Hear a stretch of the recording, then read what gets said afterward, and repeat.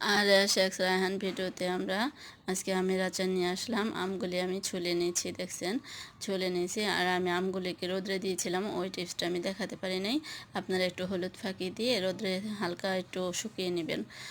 রোদ্রে দিয়ে আমের শরীরে যে পানিটা থাকে পানিটা শুকিয়ে নেবেন। আর এখানে আমি একটা কড়াইতে 1 পা সরষের তেল দিয়ে দিয়েছি, আর কয়েকটি শুকনো মরিচ দিয়ে দিলাম। এটাকে ভালো করে একটু নেড়েচেড়ে ভেজে নেব।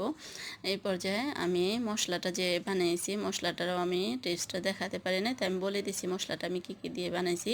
আমি লাল শসা নিয়েছি, আর মেথি নিয়েছি, কিছু মেথি দিয়েছি, আর রাঁধুনি দিয়েছি, আর ধনিয়া দিয়েছি, ধনিয়া আর দিয়েছি সাদা জিরা, এলাচ, কয়েকটি এলাচ দিয়েছি, এক টুকরো, 2 টুকরো ছোটো ছোটো 2 টুকরো দারচিনি দিয়েছি, আর এক টুকরো মতো, মানে একটু বড় সাইজের, অত বড় না, মাঝারি সাইজের একটু আদা দিয়েছি, কয়েকটি রসুন দিয়েছি। এই দিয়ে আমি পেস্টটা বানিয়ে নিয়েছি। এখন এখানে আমি স্বাদ মতো লবণ দিয়ে দিব। এটা লবণটা আপনাদের নির্ভর করবে আমের ওপর, আম কতগুলি সেইভাবে আপনার পরিমাণ মতো দিয়ে নেবেন। এটাকে আমি কষিয়ে নিচ্ছি, দেখতে পাচ্ছেন। এটাকে আমি মশলাটার একটু হালকা, যে মশলার গায়ে যে পানিটা থাকে ওই পানিটা শুকিয়ে নিতে হবে, কারণ আমি কাঁচা মশলাটা দিয়েছি। কাঁচা মশলাটা দিলে কি আপনার কষিয়ে দিলে সাথে মাইখা দিয়েছি অল্প, কিন্তু আপনার গায়ে কষাই দিলে আমটা ভালো একটা ফ্লেভার আসে।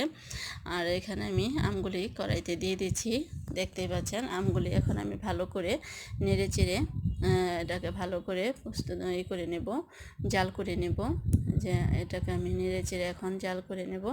আর আমি কিভাবে আমের আচারটা বানিয়েছি, কিভাবে মশলাগুলি বানিয়েছি আমি তো বলে দিলাম, দেখাতে পারলাম না যে কতটুকু নিয়েছি। আমি এতই ব্যস্ত ছিলাম সেদিন যে দিতে পারিনি। এখানে আমি কয়েকটি রসুন ছুঁইলা নিছি, ছোটো দেশি রসুনটা দিলে আমার কাছে রসুন আর ঘরে ছিল না বেশি, তাই আমি করে দিছি। কিন্তু আচারের ভিতরে রসুনটা একটু বেশি দিলে খেতে স্বাদ লাগে, একটা ফ্লেভারও ভালো আসে। তাই আপনারা যদি পারেন রসুনটা একটু বেশি করে দিবেন। আর এখানে আমি 2 চামচ, চা চামচে 2 চামচ চিনি দিয়ে দিচ্ছি।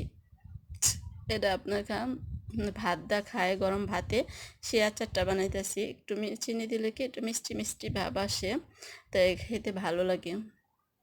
তা আমি 2 চামচ, এটা অপশন, আপনারা দিতেও পারেন আবার নাও দিতে পারেন, সেটা আপনাদের ব্যক্তিগত ব্যাপার।